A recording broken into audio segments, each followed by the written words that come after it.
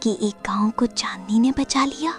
ہمالیہ کے بلند پہاڑوں میں ایان اور اس کی چھوٹی بہن زارا ہر مکمل چاند کی رات اپنے گاؤں والوں کے ساتھ جمع ہو کر سورت یاسین کی تلاوت کرتے تھے۔ لیکن ایک رات زمین ہلنے لگی۔ ایک برفانی تودا ان کی طرف تیزی سے بڑھ رہا تھا۔ برف پہاڑ سے گرجتی ہوئی نیچے آ رہی تھی۔ لوگ گھبرا اٹھے، ہوا چیخنے لگی، مگر چھوٹی سی لکڑی کی مسجد کے اندر وہ تلاوت جاری رکھے ہوئے تھے۔ یاسین۔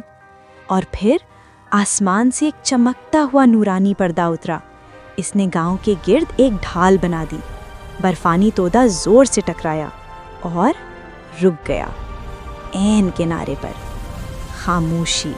وہ محفوظ تھے، کیونکہ اللہ تعالیٰ قرآن مجید میں ارشاد فرماتے ہیں، بے شک یہ قرآن اس راستے کی ہدایت دیتا ہے جو سب سے سیدھا ہے۔